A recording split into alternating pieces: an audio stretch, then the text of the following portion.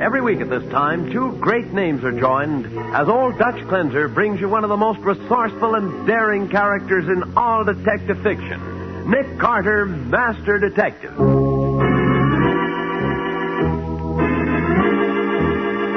Finding that imitation diamond in the crook's pocket is certainly proof that he was in on the robbery. Certainly would be, Patsy, if I had found it there. But you must have. I saw you take it out of his pocket. You did. I was trying to start something. Well, I don't understand you at all in this case, Nick. You're doing the craziest things and not getting anywhere. That's where you're wrong, Patsy. I expect to catch the robbers before I go to bed tonight. And that's a promise.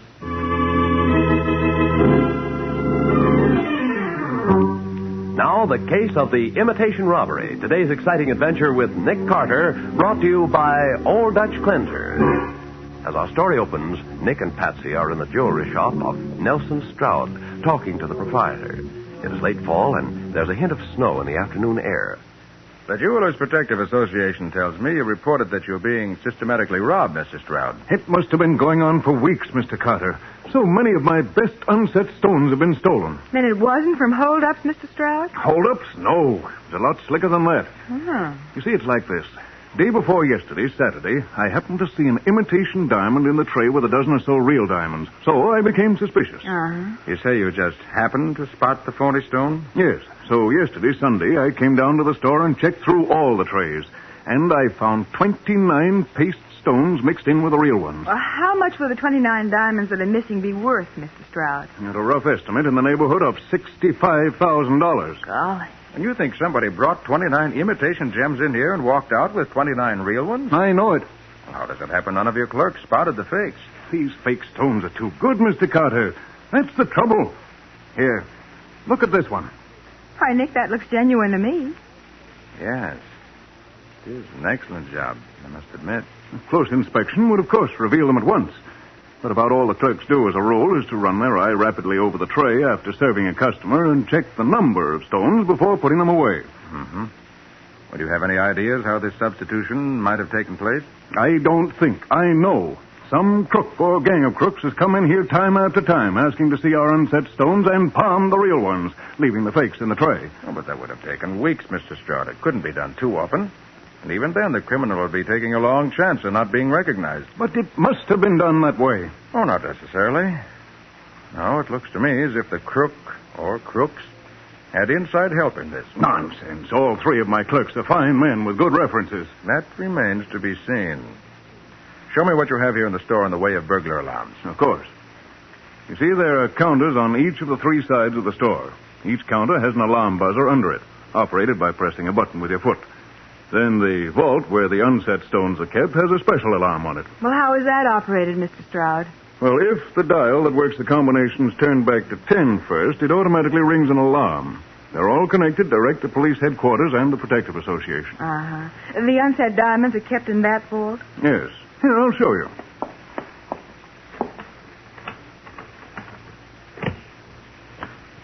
There.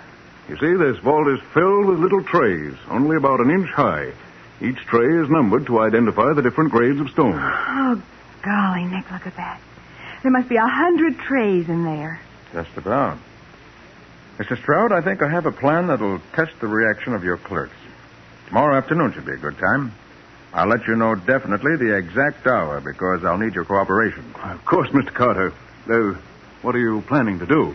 It's a little unconventional, but it's been done before. Now, here's the plan.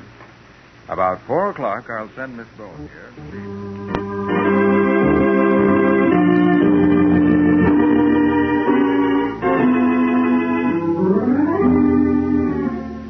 And Nick says he's ready for the test. So will you please disconnect the burglar alarm system? You're sure this is necessary, Miss Bowen? Well, you're interested in having these thefts stopped as soon as you can, aren't you? Of course. Very well, I'll make the necessary arrangements. How long before Mr. Carter will be here? From what he said, he should be along any minute now.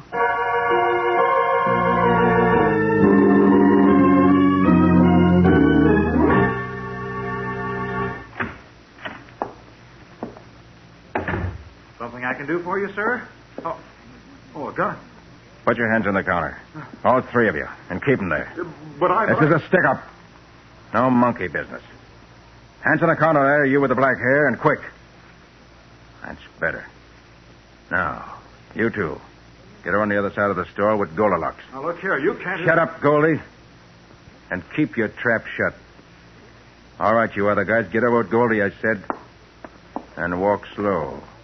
So nobody looking in will think there's anything wrong. Okay. Now, you, Baldy. Me? Yeah, you. Open up that vault. I can't. I don't know the combination. Open the vault, I said. But I said For the last time, will you open up that... All right.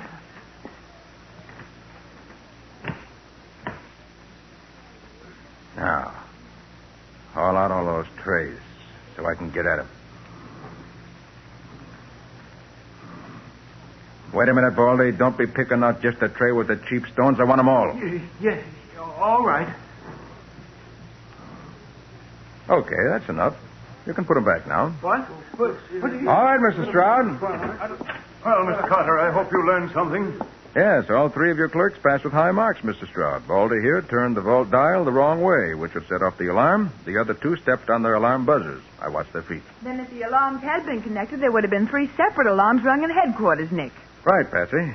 Oh, by the way, Mr. Stroud, you better connect the alarm system again, just in case. Mr. Stroud, what's been going on here? I don't get it. This is Mr. Nick Carter of the Jewelers Protective Association. He just wanted to be sure you boys were on your toes in case of real trouble.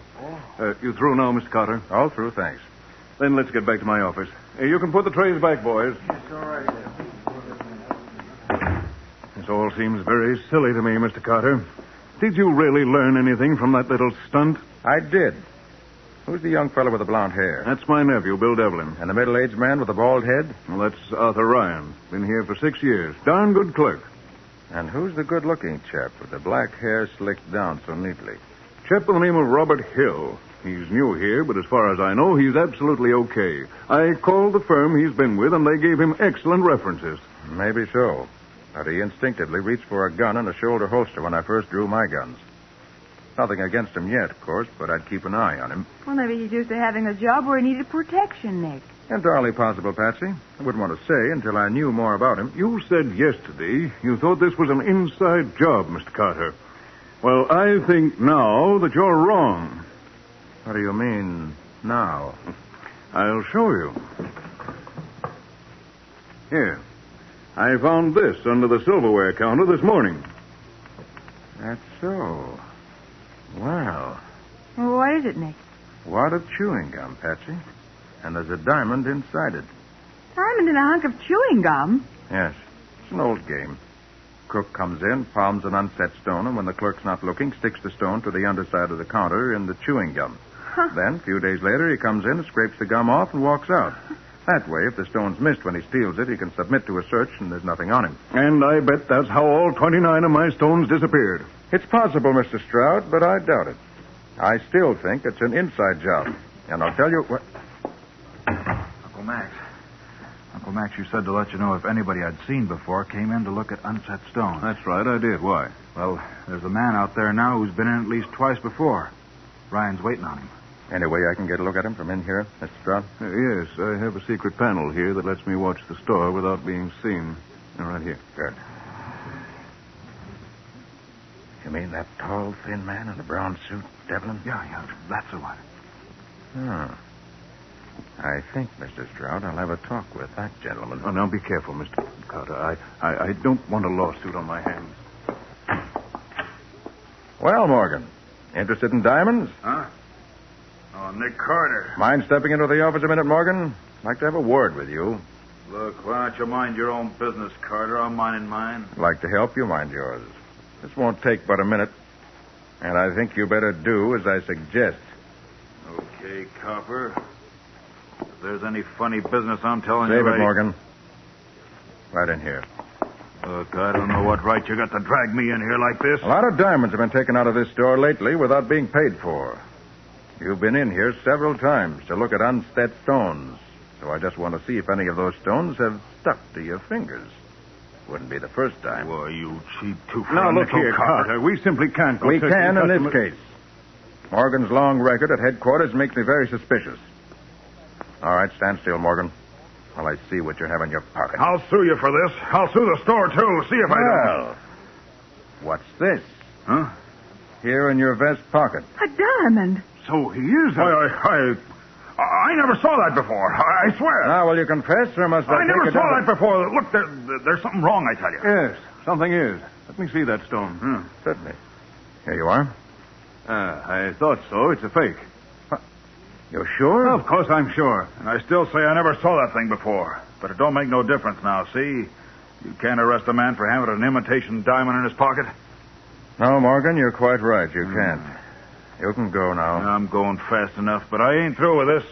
I'm going to sue this store. You'll hear from my lawyer later. But you can't let him go like this. Genuine or imitation. He's at the bottom of this. Yes, I think you're right, Mr. Stroud. Then why did you let him go, Nick? Finding that imitation diamond in his pocket is proof, isn't it? Well, yes, it would be if I'd found it there. What? You mean you didn't?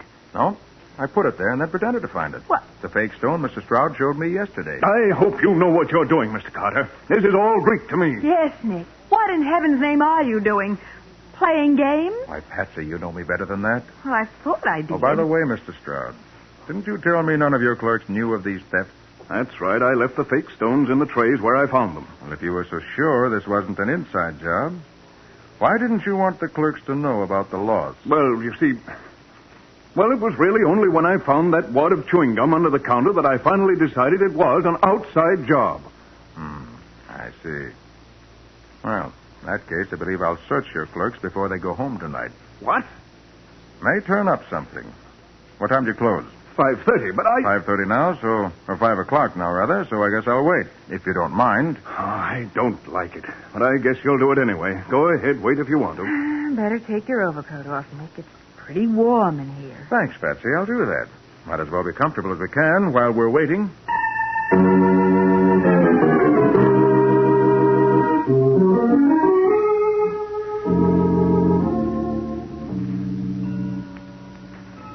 They ought to be through in the store by now. I told them to come in here when they were ready to go home. I can wait.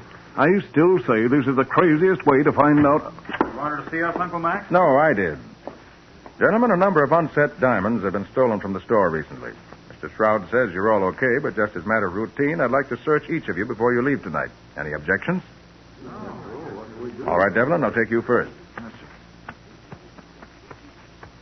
You're clean. Now you, Hill. Yes, sir. Nothing on you? All right, Ryan, you're next. Right? You can go now. Thank you. All right. Oh, Nick, that was the silliest exhibition I've ever seen you give. Why, those men could have a dozen stones concealed in their clothes and you'd never have found them. The girl's right. That was no search at all, and you didn't really think one of them would be fool enough to try to walk out of here tonight of all nights with a diamond hidden on him? Perhaps I was looking for something else. Huh? Something else. Did you find it? I won't know till later, Patsy. Oh, for goodness sake. I'll go and see that everything's locked up for the night, if you'll excuse me. I get the names and addresses of those clerks before I go. Oh, where did I put my pencil? Had it earlier this afternoon? Maybe it's in your overcoat pocket, Nick. Maybe. I'll have a look anyway. Well, Nick, you're looking in the wrong coat. That's Mr. Stroud's coat. yes. So I've just discovered. And look here. Diamonds. 2 beautiful diamonds. Yes. And these aren't ponies. They're the real thing. They were in Mr. Stroud's coat? Yes, Betsy. 2 genuine unset diamonds in Mr. Stroud's overcoat pocket.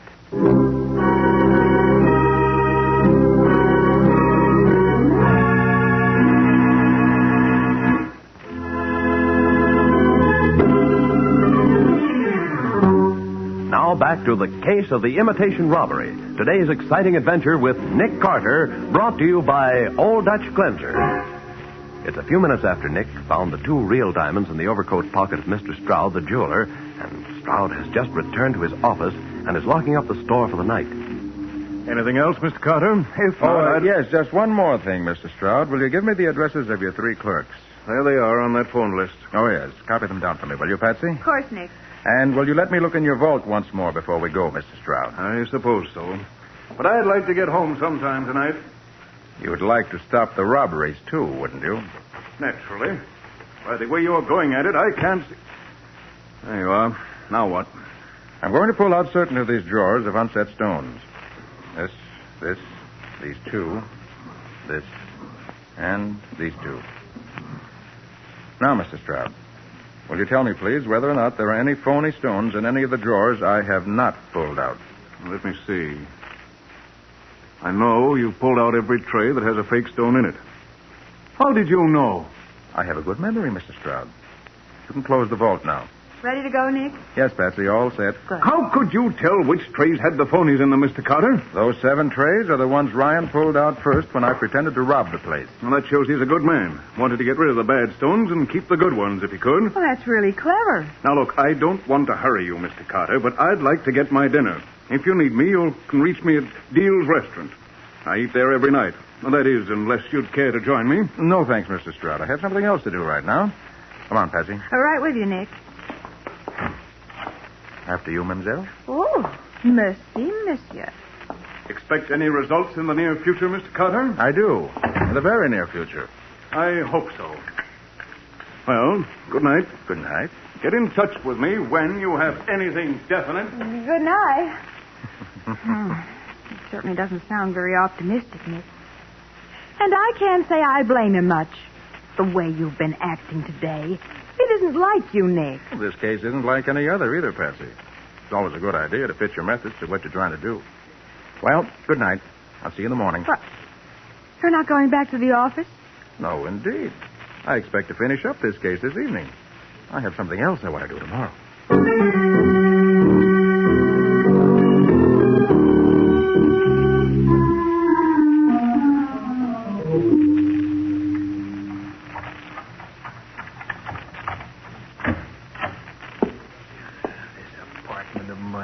Darkest hole. Wish they'd put that doggone light switch Don't right turn on the lights. That you, Morgan? Yeah. Oh, she gave me a scare. For a minute, I thought you were a Cop? So you're getting scared at last, are you? It's about time. Been trying to tell you we can't keep this up forever, but no, you knew it all. Now look where we are. What are you doing here? Why'd you come here to my apartment? I came here for my share of the ice. I'm through. Washed up. After what happened in Stroud's office today, I ain't sticking around. What did happen? That copper, Nick Carter, searched me. But so what? He didn't find anything, did he? That's the beauty of the way we got this racket fixed. They can search any time they like and find nothing. Yeah, you know so much, Ryan. Carter did find something. What? He found a fake diamond in my vest pocket. You blundering fool. Why the devil did you have one of the I didn't have it. Carter planted it on me. I was framed. Framed? Why? I don't know. But I do know he wouldn't have framed me if he wasn't on me. From now on, I'll be watched like a hawk, so I'm leaving town on the first train out. Anybody follow you here? Not a chance. A bloodhound couldn't have trailed me the way I came here. And I climbed up the fire escape in the back, and I got in through the kitchen window. And I ain't had a light in here either, in case somebody might be watching from the next door roof, maybe. I hope you're right, Morgan. Don't worry. You're in the clear. But I ain't, see? So I'm getting out of here as soon as I get my half of the stuff. Can you find it in the dark? Sure. I can find it all right with the lights off, but a dozen detectives couldn't find it with the lights on. In the base of this lamp right here. Very cleverly concealed in a hollow special wall. They're packed in cotton so you can shake the thing, not hear Nah, it. come on. Never mind the lecture. Let's have the stones. I gotta get them first, don't I? There they are. I'd count them. Let me see. There ought to be 28 of them. 29 we got away with when we left in the gum for a phony clue. Yeah, I'm gonna have to have some light to see how we're dividing them. I'll get a If blanket. you want some light, I'll give it What to you. the- How's this? Nick Carter. How the deuce did Don't you... let my gun scare you. You play pretty, I won't have to use it. But if you get rough, so do I. Okay, Carter. What do you want? So a dozen detectives couldn't find the diamonds, huh, Baldy? I thought you'd have them hidden away pretty well, so I've been waiting in the bedroom until you found them for me. You mean you was here when Morgan, you passed within 2 feet of me when you came in. I wish I'd have known you was here. I don't doubt it. Well, boys, that was a very interesting conversation I heard you two having. You can put it in writing later when we go down and see Sergeant Matheson. He'll be very happy. Get him, Ryan. Oh, you want to play? All right. Come on.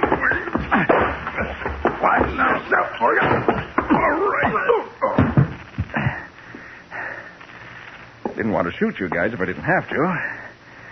And it looks as if I didn't have to.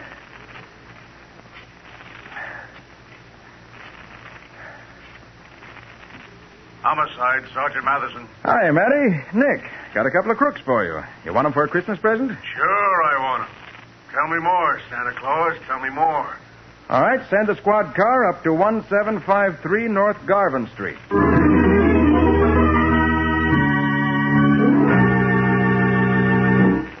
And now we return to Nick Carter. As we pick up our story, we find Nick and Patsy at headquarters in Matty's office. Mr. Stroud, the jeweler, has come down to identify the stolen gems. You're sure these are the diamonds stolen from your store, Mr. Stroud? As near as I can identify unset stones, I'm sure. But there are only 28 here. 29 were stolen. Well, you forget the one you found in the wad of chewing gum. Oh, of course, Mr. Carter. I didn't think of that. Did those two men confess, Sergeant? Yep, got everything down in black and white now. Nick knocked all the fight out of him. I seem to have been all wrong in my opinion of your ability, Mr. Carter. I apologize. I thought you were just fooling around today. Well, I almost thought that myself, but knowing Nick, I should have had more faith in him. Look, Nick, don't fool around without he's got some idea in mind. But you have to admit, Mr. Carter, you would have been stuck if this accomplice of Ryan's, this Morgan fella, hadn't come into the store while you were there. Well, that was a help, certainly, but I could have got along without him. How do you suppose I happened to be in Ryan's flat in the first place? Why, I suppose you trailed him there. Oh, wrong, Mr. Stroud. I beat him there. I was waiting for him when he got there. But how could you do that? Nick, you ain't told me the whole story now. The fake holdup told me all about that clerk, Ryan. Well, go on, Nick. Give out no secret. Yeah, come on. Well, I told you that Ryan started pulling out certain trays of diamonds from the vault before I made him pull them all out. Uh-huh. Later, when I pulled out those same 7 trays, Mr. Stroud, you told me those were the trays that contained all the phony stones. Yes, that's right. I told you that he was trying to be sure that if any diamonds were stolen, it would be the fake ones. But you forget, at that time, none of the clerks were supposed to know there were any fake stones. So he could only know where they were if he himself had put them there. Why, of course, Nick. It's so simple when you tell it. His real idea was to get rid of the phony stones before they were discovered, if possible. But it couldn't have been Ryan. You searched him and found nothing. Well, Mr. Stroud, you really wouldn't expect him to walk out of there with a diamond on him when he knew he might be searched any time, would you? No. No, he was too clever for that. Well, for the love of Pete, who did take them out of the store? It couldn't have been Morgan, could it? That would have been just as dangerous. Quite right, Matty, quite right. Neither of them carried them out. Huh? Mr. Stroud took the stones out for them. Now, look here, Carter. If you're insinuating that I... Easy, Mr. Stroud. I'm not saying you knew you were taking them out. Huh? Now, here's what happened. Morgan came in the store every few days, always being sure Ryan was free to wait on him. He gave Ryan the phony stones. Ryan substituted them for the genuine ones. Then put the real stones in your overcoat pocket. What? Nick, you mean those stones you found there this afternoon were put there by Ryan? Exactly, Patsy. What? When Mr. Stroud had dinner in that restaurant he said he went to every night, he hung his overcoat on a hook. Yeah. And Morgan, an expert pickpocket, picked the stones out of his overcoat pocket. Oh. In that way, neither Morgan or Ryan had the stones on them at a time when they might be searched. Huh. No wonder I never felt them in my pocket while I was on my way to the restaurant. You wear heavy gloves, don't you? Oh, yes, And you put them on as soon as you leave the store, don't you? I do. Well, see, practically no risk. Diamonds aren't very big in an overcoat pocket, you know. Well, I'll be doggone. Oh, by the way, Mr. Stroud, here are 2 diamonds that I found in your overcoat pocket this afternoon while I was waiting in your office. Morgan must have been surprised when he searched your pocket for them tonight and didn't find them. Well, thanks, Mr. Carter. You seem to have taken care of everything. If Morgan hadn't waited to try to get those diamonds from you as you left tonight, I might not have been able to beat him to Ryan's room. But he did. And I did.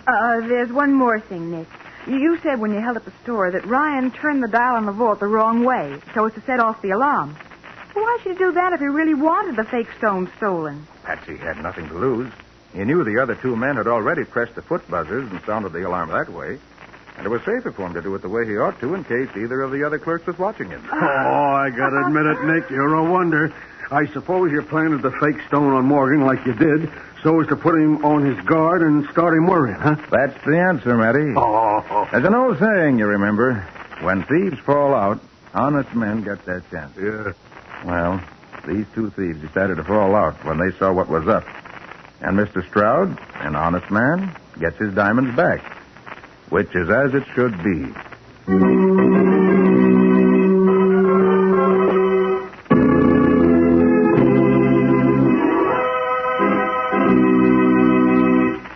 Quite a tale, Nick. What happened to Ryan and Morgan? They were brought to trial, Bob, and sentenced to spend many long years behind bars. And believe me, they'll be a lot older than they are now when they get out. Glad to hear it. But what about the clerk who reached for his gun during the fake holdup? Did you ever find out about him? Oh, yes. It seems that he used to be in the state police out west when he was younger. Really very simple when you know the answer, as Patsy says. Now, what can you tell us about the adventure that Old Dutch Clench is going to bring us next week? Well, Bob, it's the story of what happened. But